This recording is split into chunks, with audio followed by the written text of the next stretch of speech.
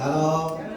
Ya, kita mengucap syukur walaupun di depan tadi hujan ya, dan saya melihat Bapak Ibu sekalian luar biasa dan tetap antusias datang dan beribadah kepada Tuhan. Ya, sekali lagi tepuk tangan buat Tuhan Yesus. Haleluya. Ya, puji Tuhan, kita mengucap syukur atas kebaikan Tuhan. Kita bisa memasuki bulan terakhir yaitu bulan Desember ya, tahun 2021. Beberapa hari yang lalu saya ditelepon oleh hamba-hamba Tuhan, dan hamba-hamba Tuhan ini sedang Zoom dan membicarakan tentang keadaan jemaat selama pandemi yang ada hampir 2 tahun ini. Dan beberapa hamba Tuhan menyampaikan bahwa kondisi jemaat di penggembalaan mereka, ya, di mana mereka menggembalakan dari berbagai penjuru khususnya di Indonesia ini, ya. Dan beliau menyampaikan bahwa dengan adanya online, banyak jemaat yang sudah nyaman dengan online, ya, nyaman dengan online, sehingga karena nyamannya kemana saja memang online, memang itu bagus. Tapi ada juga yang dari hamba Tuhan mengatakan bahwa setelah diadakan ibadah tidak online, ya, sehingga mereka kurang respon. Karena apa? Masih nyaman dengan online, ya. Sehingga kalau online minggu bisa jalan-jalan, ya, sehingga kita bisa online, anggap aja di puncak masih bisa online, ya. Ya, bahkan ada juga yang online di mall sambil jalan, ya. Dan dari hamba-hamba Tuhan itu juga menyampaikan dari berbagai Indonesia, ya, seluruh Indonesia itu, dia banyak anak-anak Tuhan yang masih takut ke gereja, ya. Tapi kalau ke mall nggak takut, tapi kalau jalan-jalan nggak takut. Nah, itu kenyataan yang ada di gereja-gereja yang beberapa hari yang lalu menyampaikan kepada saya dan beberapa hamba Tuhan. Dan saya percaya di tempat ini semuanya tetap setia. Amin. Tepuk tangan buat Tuhan Yesus.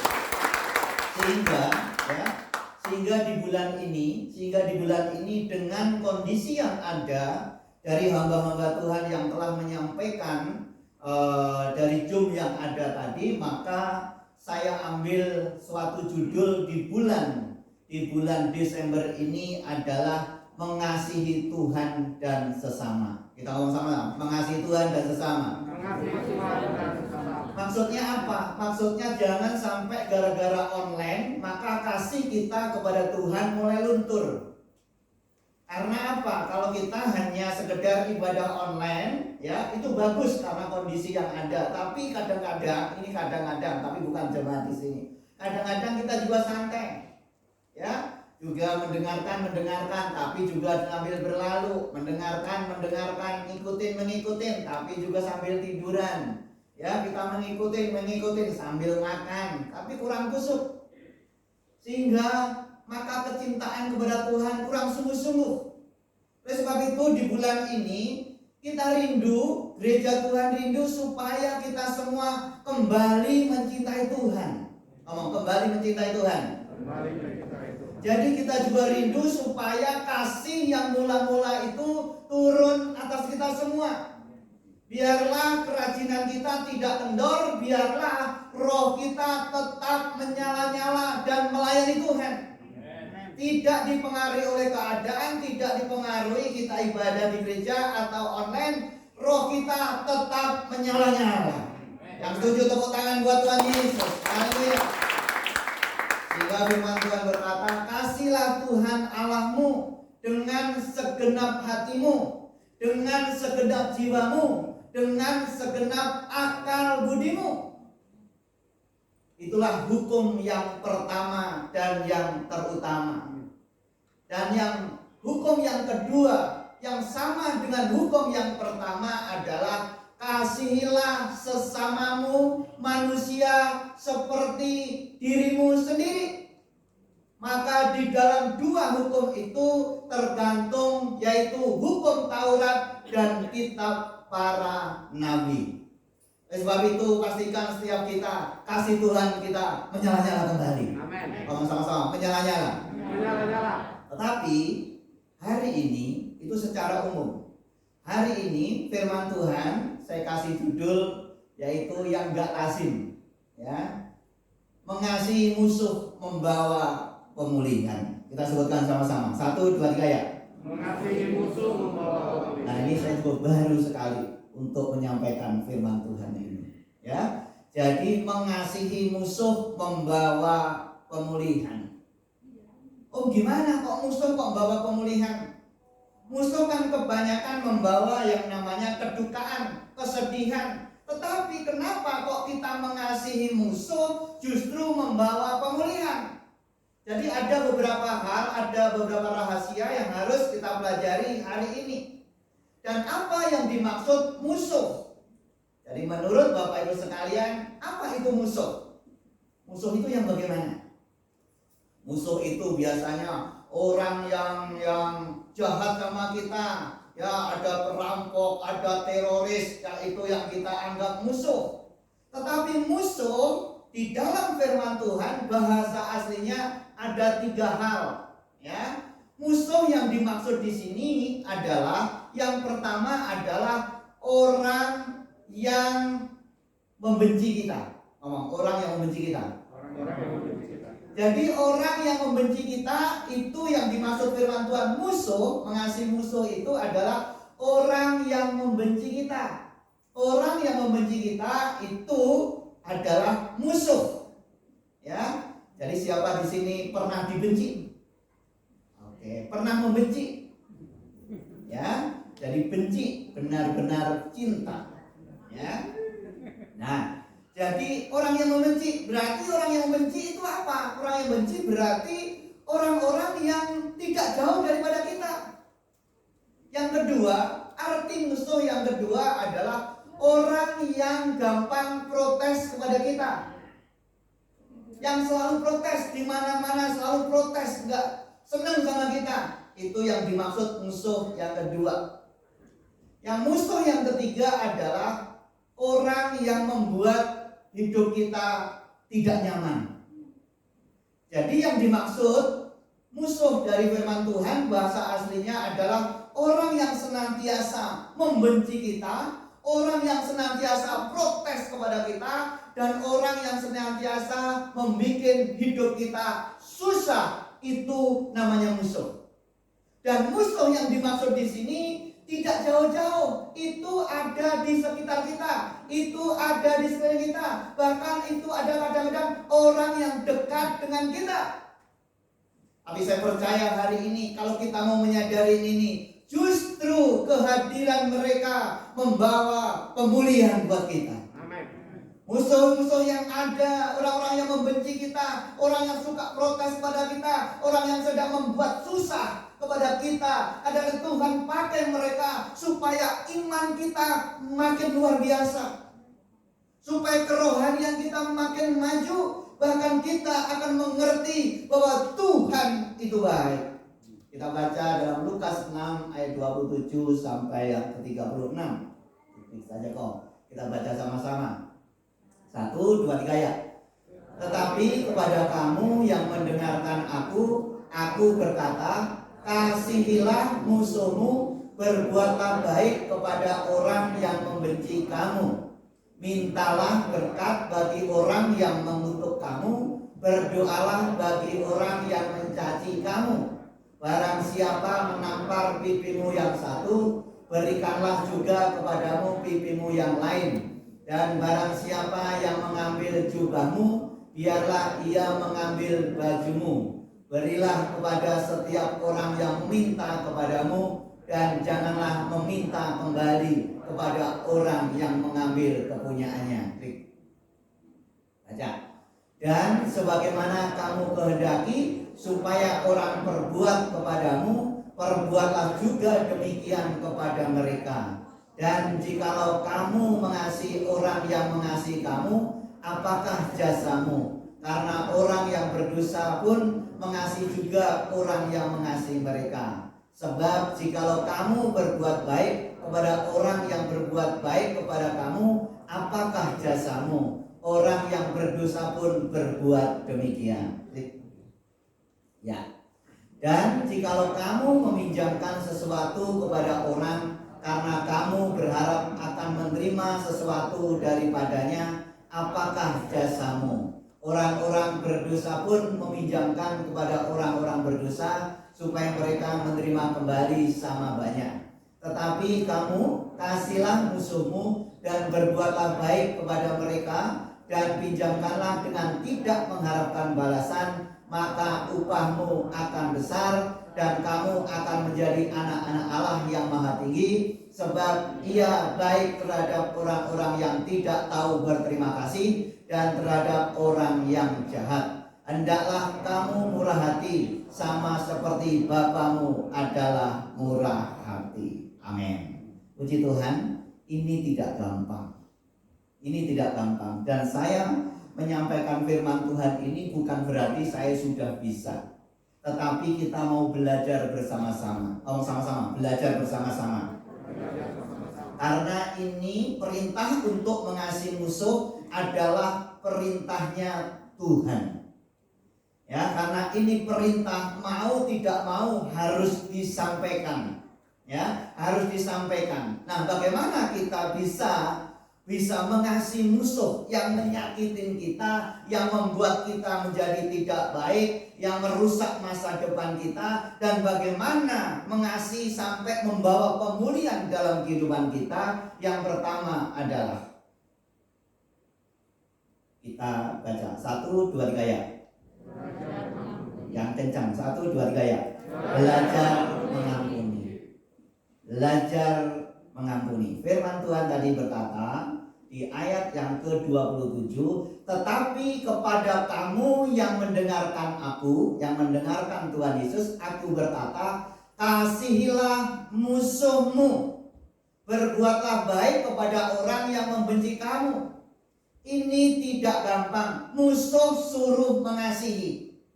Kalau musuh suruh membalas itu gampang. Tetapi Tuhan Yesus punya konsep yang luar biasa, beda dengan dunia ini, bahwa kasihlah musuhmu dan berbuatlah baik. Bukan sekedar mengasihi, tetapi berbuat baik kepada orang yang membenci kamu. Untuk berbuat baik, bagaimana kita bisa berbuat baik? Nah, akhirnya saya simpulkan di poin ini, yang pertama adalah untuk kita bisa berbuat baik kepada musuh kita, ingat bahwa yang pertama kita tidak mampu dengan kekuatan sendiri. Kita tidak mampu dengan daging kita. Pengennya kita balas, pengennya kita lawan, pengennya kita sumpahin supaya dia tidak baik, supaya dia celaka. Tetapi kenapa kita suruh mengasihi, kita suruh berbuat baik? Kita tidak bisa dengan kekuatan sendiri. Tetapi pada pagi hari ini kita semua dan termasuk saya minta kekuatan Roh Kudus. Saya percaya Roh Kudus akan memampukan kita. Amin. Dan kita keluar sebagai pemenang dan pemulihan pasti terjadi. Dan bagaimana supaya kita bisa berbuat baik? Cara berbuat baik kepada musuh kita, yang pertama adalah belajar mengampuni. Belajar mengampuni. Ini gak gampang. Udah nyakitin kita, sudah membenci kita, sudah membuat hidup kita jadi susah, suruh ngampuni, gak bisa, gak mungkin. Tetapi Roh Kudus akan memampukan kita. Kenapa kadang-kadang kita berkata tidak mungkin? Baca sama-sama 1, 2, 3 ya. Kita sulit mengampuni karena merasa bahwa orang yang bersalah tidak layak untuk diampuni. Dia kesalahannya sudah besar. Dia menyakitin orang tua saya. Dia membuat keluarga saya susah. Bagaimana saya mengampuni? Dia tidak layak diampuni, Om. Dia layaknya adalah dibinasakan, bukan diampuni. Tapi waktu kita punya konsep bahwa orang itu tidak layak diampuni, maka kita tidak bisa mengampuni. Mengampuni adalah sebuah keputusan. Mau atau tidak. Kalau kita mau, pasti bisa. Ngomong, kalau saya mau, pasti bisa. Seperti waktu zaman Yunus diutus Tuhan ke Niniwe. Akhirnya dia tidak mau berangkat ke Niniwe, akhirnya pergi ke Tarsis. Kenapa dia harus pergi ke Tarsis? Karena dia menganggap orang Niniwe adalah orang yang jahat. Dia adalah pembunuh, dia mengkulitin anak-anak Tuhan. Dia jahat sekali. Dan orang-orang Niniwe bagi Yunus tidak layak untuk diampuni. Buat apa saya datang ke Niniwe supaya kasih Tuhan ada di sana? Lebih baik saya lari ke Tarsis. Karena apa?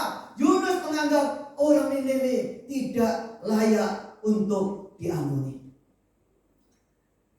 Tapi akhirnya singkat cerita Tuhan bawa lagi ya melalui peristiwa yang terjadi. Singkat cerita akhirnya Yunus pun datang ke Niniwe dan musuhnya pun dipulihkan. Yunus pun dipulihkan. Apa dasarnya kita mengampuni? Roma 5 ayat 8. 1, 2, 3 ya. Akan tetapi Allah menunjukkan kasih-Nya kepada kita oleh karena Kristus telah mati untuk kita ketika kita masih berdosa. Garis bawahi, ketika saya masih berdosa. 1, 2, 3 ya. Ketika saya masih berdosa. Jadi Tuhan Yesus Dia disalibkan mengampuni dosa kita, bukan kita dalam kondisi yang suci, dalam kondisi hidup yang sudah benar. Tetapi justru Tuhan mengampuni kita, mengasihi kita, kita justru dalam kondisi masih berdosa. Yang kita aja masih berdosa, Tuhan aja mau mengampuni, masa kita nggak mau mengampuni? Tuhan aja mengampuni kita bukan dalam kondisi yang baik loh, tapi justru dalam kondisi yang berdosa. Sehingga firman Tuhan juga berkata, walaupun dosamu merah seperti kirmisi, Tuhan putihkan seperti salju. Walaupun dosamu merah seperti kain kusumba, tapi Tuhan putihkan seperti bulu domba. Maksudnya apa? Maksudnya seberapa besar dosamu saja Tuhan ampuni. Maka inilah menjadi dasar buat kita. Kita pun juga belajar mengampuni orang yang bersalah kepada kita. Amin. Baca 1, 2, 3 ya. Sebesar apapun kesalahan seseorang pada kita, lebih besar kesalahan kita kepada Tuhan. Ingat, baca lagi 1, 2, 3 ya. Sebesar apapun kesalahan seseorang pada kita, lebih besar kesalahan kita kepada Tuhan. Inilah yang menjadi dasar. Kalau kita menyadari ini, saya percaya kita semua dimampukan untuk mengampuni. Apa dasar yang kedua? Kenapa kita harus mengampuni? Matius 18 ayat 34. Baca 1, 2, 3 ya. Maka marahlah tuannya itu dan menyerahkannya kepada algojo sampai ia melunaskan seluruh hutangnya. Maka Bapakku yang di surga akan berbuat demikian juga terhadap kamu apabila kamu masing-masing tidak mengampuni saudaramu dengan segenap hatimu. Jadi saudara kasih dalam Tuhan, jadi waktu itu Tuhan berikan perumpamaan karena perkataan dari Petrus. Tuhan, berapa kali saya harus mengampuni? 7 kali, ya, 70 kali, sehingga Tuhan katakan 7 kali 7 kali 70 kali. Maksudnya tak terhingga. Sehingga Tuhan Yesus memberikan suatu perumpamaan bahwa ada seorang raja yang sedang memberikan suatu perhitungan kepada hamba-hambanya yang berhutang. Dan waktu hamba itu datang, yang berhutang dipanggil. Dan yang hutang yang pertama adalah punya hutang yaitu 10.000 talenta. Ngomong sama-sama, 10.000 talenta. Dan waktu hutang 10.000 talenta, dia datang kepada raja itu dan raja tanya, bayarlah hutangmu. Dan seorang yang punya hutang tadi, dia berkata, Tuhan, saya tidak bisa bayar hutang. Sabarlah Tuhan, hutangmu akan saya bayar.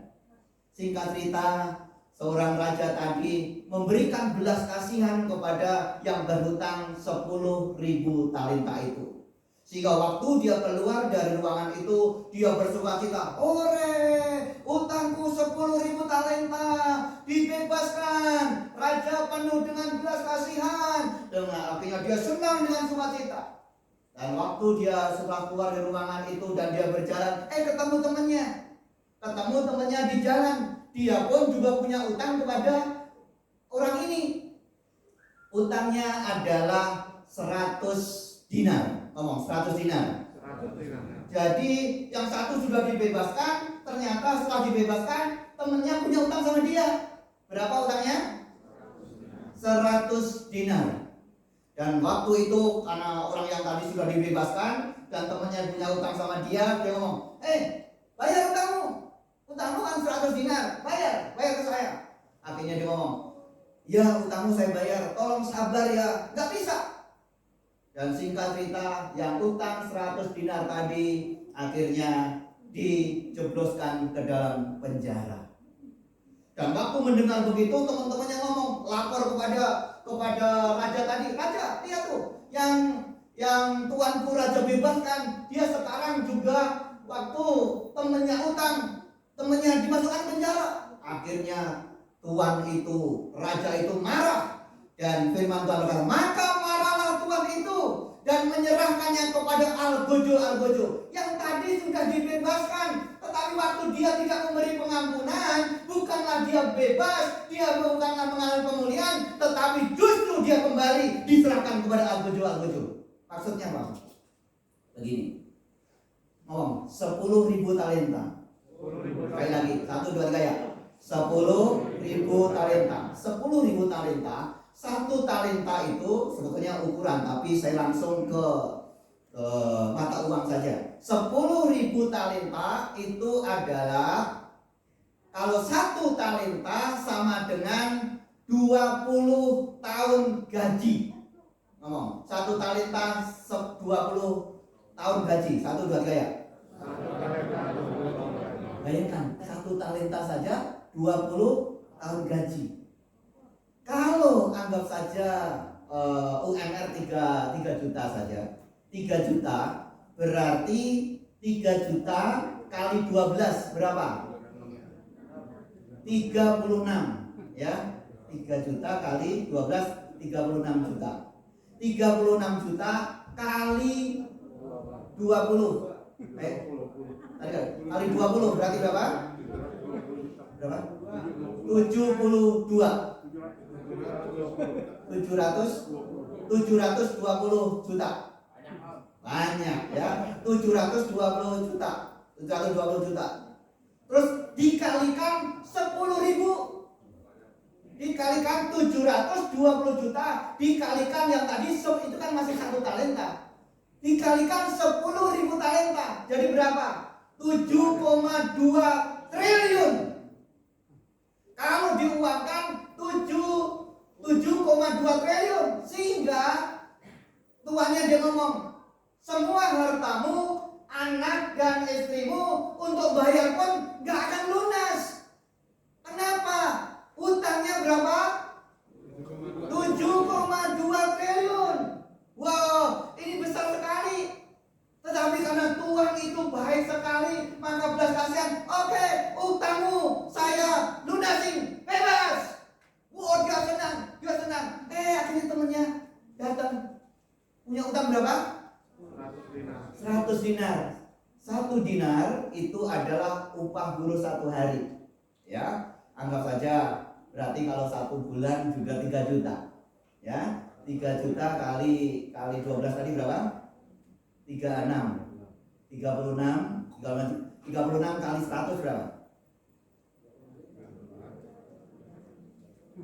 Ya banyak. Enggak. 7,2 miliar. Anggap ya 7,2 M. Yang satu perbandingannya adalah 7,2 triliun itu dilunasi. Tapi temennya hanya utang anggap 7,2 M. Diminta. Dan waktu dia minta seperti itu, maka raja itu marah. Yang 7,2 aja saya bebaskan. Tetapi kenapa teman kamu yang utang sedikit saja kamu bawa ke penjara? Dia marah. Oleh sebab itu, karena kamu tidak mengampuni, tidak membebaskan dia, mulai hari ini kamu saya serahkan kepada Al-Gojo. Maka Bapamu yang di surga akan berbuat demikian juga terhadap kamu apabila kamu tidak mengampuni saudaramu dengan segenap hati. Maksudnya apa? Utang kita kepada Tuhan ini banyak. Tapi kenapa teman kita salah sedikit saja kita tidak mengampuni? Kalau kita tidak mengampuni, Allah berbuat, kita diserahkan kepada Al-Gojo. Ngomong, diserahkan kepada Al-Gojo. Tahu Al-Gojo itu apa? Al-Gojo itu yang selalu membuat eksekusi. Mau dia mati, dia langsung yang mengeksekusinya. Dia dibikin menderita, dibikin bunuh. Maksudnya apa? Orang yang tidak mengampuni pasti menderita. Ngomong, menderita. Ini maksudnya Tuhan. Orang yang tidak mengampuni tidak akan pernah mengalami kebebasan. Tapi mengampuni itu sebetulnya kita sedang membebaskan utang pada orang lain. Utang yang seharusnya kita benci, yang harus kita lawan, udah bebas. Justru dengan begitu kita mengalami pemulihan. Tepuk tangan buat Tuhan Yesus. Haleluya. Kalau kita ngerti dasar ini, saya percaya, aduh Tuhan, justru gak ada sebandingnya saya dengan Tuhan, saya diampuni begitu luar biasa. Tapi kadang-kadang kita kesel. Siapa sering kesel? Saya juga sering. Tapi hari ini biar kita dimampukan. Amin. Karena firman Tuhan mau gak mau harus disampaikan. Ya.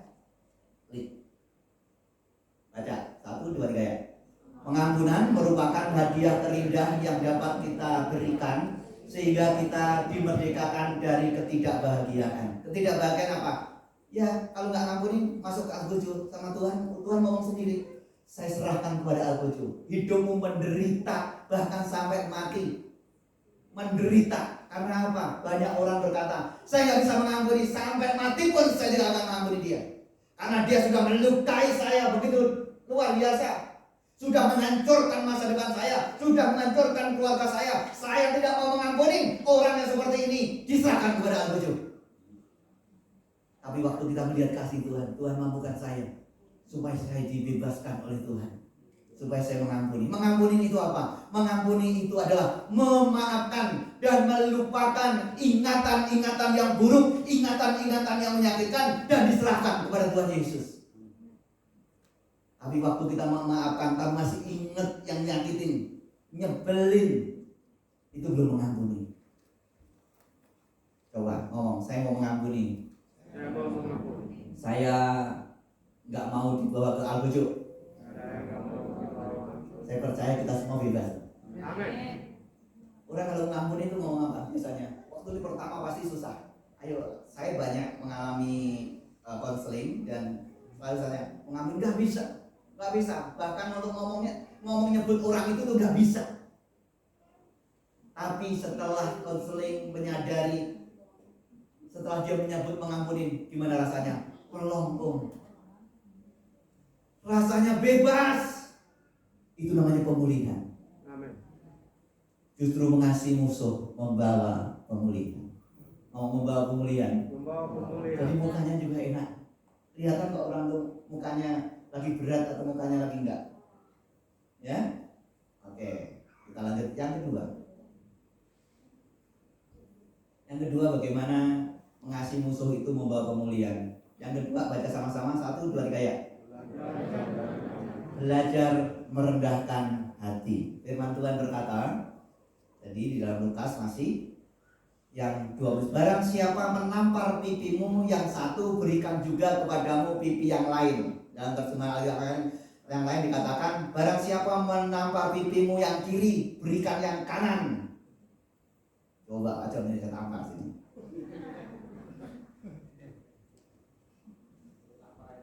Ini benar-benar pengajaran yang nggak enak. Ya, agak sini Mas. Udah mengampuni. Orang katakan menampar pipi kiri. Pak. Terus Pak John mau apa? Lagi dong. Oke, tepuk tangan buat Tuhan Yesus, haleluya. Jadi waktu menampar di Israel itu kenapa harus kiri? Kiri itu menamparnya itu bukan pakai yang di sini. Menamparnya pakai kanan. Oh, gini. Semua begini. Kenapa? Kalau begini ini adalah bahasa menampar dengan merendahkan seseorang. Jadi waktu ditampar, itu sedang merendahkan seseorang itu, menampar dengan yang ada di sini. Jadi waktu ditampar, seharusnya firman Tuhan katakan gigi ganti gigi, ya. Bahkan mata ganti mata, ya, hidung ganti hidung. Coba kalau gigi ganti gigi, mata ganti mata.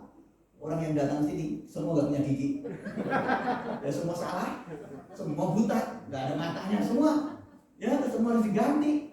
Tetapi Tuhan hebat loh, Tuhan Yesus hebat. Kalau engkau tampar pipi kirimu dengan tangan kanan yang sebelah luar ini sebagai tanda orang itu sedang merendahkan engkau, berikan yang kanan.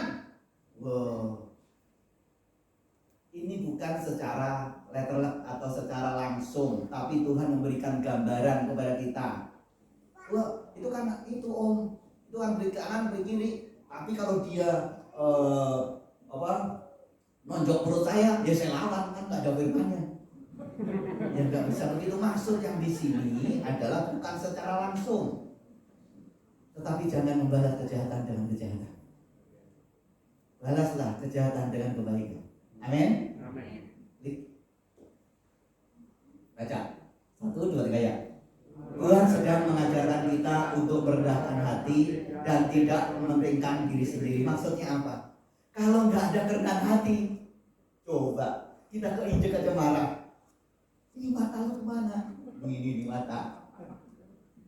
Kita kesinggung sedikit aja marah, apalagi bener-bener sengaja ditampar. Bang! Kalau kita nggak rendah hati nggak bisa. Kalau kita tidak merendahkan diri nggak bisa. Dan termasuk saya juga nggak bisa. Tetapi Roh Kudus memampukan kita untuk tetap merendahkan diri. Amin. Tepuk tangan buat Tuhan Yesus. Haleluya. Wah, sehingga ini pemulihan terjadi. Saya banyak mengalami ini saya diproses banyak tentang hal ini. Ya, yang menampar tanda arti adalah merendahkan, ya, mencaci maki, ya, mengkhianati, bahkan banyak kata-kata yang menjatuhkan kamu, korupsi, kamu begini, wah banyak yang menyakitkan. Itu adalah orang-orang yang di sekitar saya waktu itu. Dan saya belajar, saya pun juga nggak mampu, Tuhan saya mampukan, saya nggak bisa ngomong, saya diem saja, sehingga HP langsung disita sama istri. Udah mendingan kamu nggak usah lihat HP, nanti kamu makin stres. Karena apa? Orang semua merendahkan, orang semua menjatuhkan, ya, menjatuhkan. Dan saya hanya berdoa, Tuhan mampukan saya. Saya tidak mampu, Tuhan. Kenapa orang semua berkata seperti ini? Tapi kadang-kadang Tuhan izinkan untuk memproses kita. Dan waktu kondisi seperti itu, akhirnya saya belajar, Tuhan mampukan saya tetap kuat dan mampukan saya tetap mengasihi mereka. Dan waktu saya berjumpa dengan mereka, orang-orang itu takut sama saya. Kenapa? Wajah saya mengerikan. Justru mereka takut, kenapa? Udah ngomong yang jelek. Waktu saya datang selalu saya langsung dari belakang. Gimana kabarmu? Ketakutan. Gimana tempat? Gimana? Ketakutan. Kadang-kadang ada yang saya kasih bawain kue. Saya bawain buah. Makin ketakutan. Tapi justru waktu saya lakukan seperti itu, belajar merendahkan diri, maka pemulihan terjadi. Amin. Oh, tangan buat Tuhan Yesus. Tapi kalau kita coba sama keras, udah nggak bisa. Sehingga Tuhan ini ajarannya walaupun kelihatannya bertentangan, benar loh.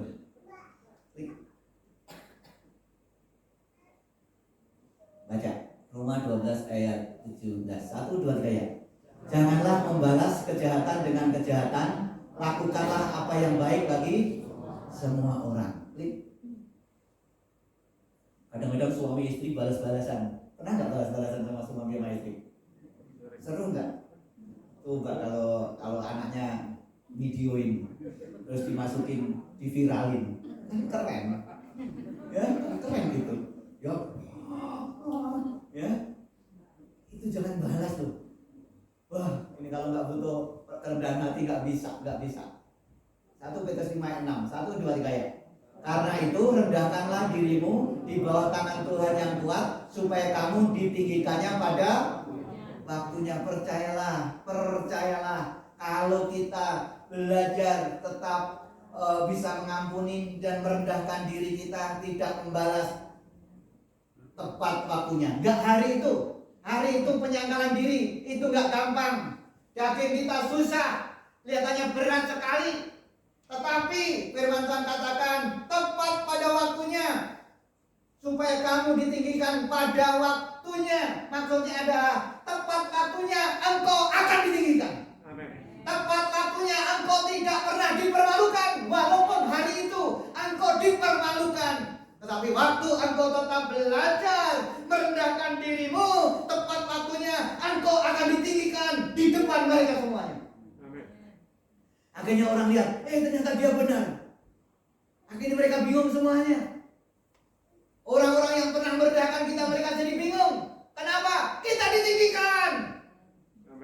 Ngomong ditinggikan. Jangan harapkan kita mendapat peninggian dari Tuhan kalau kita tidak belajar merendahkan diri kita. Oke, jadi minta maaf aja. Jadi seperti itu, Pak John sering kalau itu Pak John, ya kalau sama istrinya sering, ya Pak John, ya minta maaf, minta maaf, ya. Oke, lanjut terakhir, baca 1, 2, 3 ya.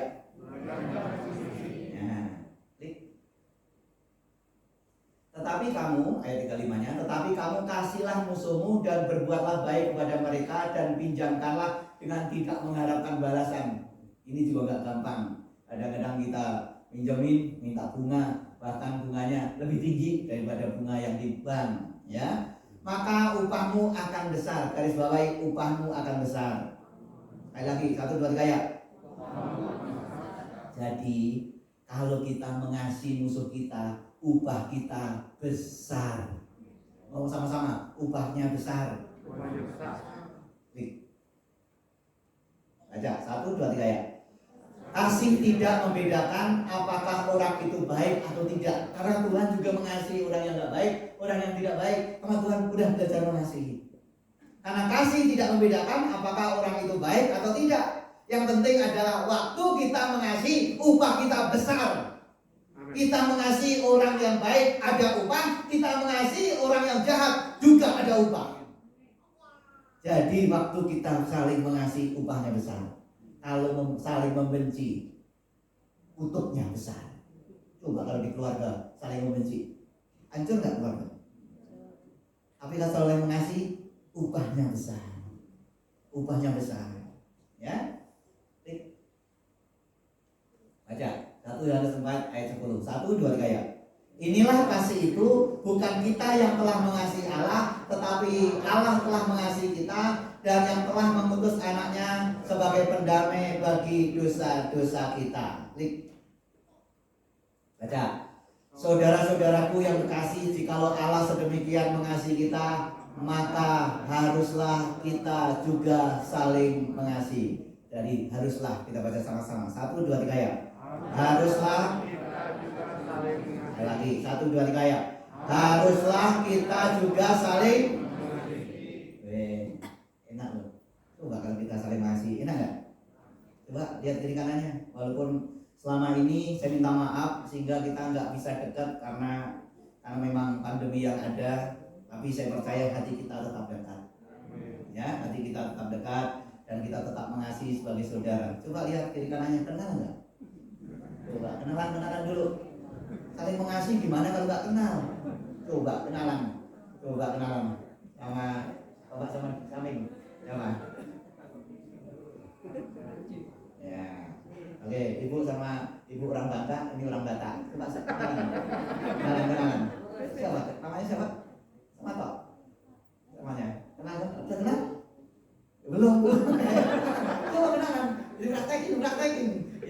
Untuk musuh aja kita harus mengasihi, apalagi ini Saudara. saudara. Coba dites. Coba namanya siapa? Dites dulu.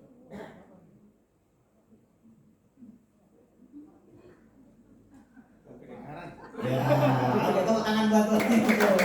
Ya, satunya orang Batak, satunya orang Batak. Ya, harus saling mengasihi. Ya, coba sekarang Pak John NTT sama Batak. Ya, coba sama Batak sampingin. Kenalan coba. Ya, gitu. Tepuk tangan buat Tuhan. Ya, enak. Kalau kita datang begitu enak loh. Ya, musuh aja suruh ngasih. Masa kita istri, anak-anak tambah kita benci, ya ini kitir laluan. Oke, kesimpulannya adalah pemulihan akan terjadi dalam hidup kita kalau kita mau mengasihi musuh kita, yaitu dengan cara satu, sudah ingat 1, 2, 3 ya. 2, 3. Tepuk tangan buat Tuhan Yesus. Karena apa? Orang yang tidak mengasihi, orang yang tidak mengampuni, akhirnya diserahkan kepada apa tadi? Al-Buju. Al-Buju itu apa? Untuk mengeksekusi kita. Sehingga apa? Walaupun kita hidup menderita, ya. Dan orang yang tidak bisa mengampuni gampang sakit. Ya, 80% orang yang tidak mengampuni sakit. 80% penyakit kronis itu gara-gara tidak mengampuni. Orang yang tidak mengampuni wajahnya keras. Coba pegang, keras enggak? Nah itu. Oke deh ya. Puji Tuhan. Berkati semua berkati. Semua mau belajar. Saya pun juga mau belajar. Tepuk tangan buat Tuhan Yesus.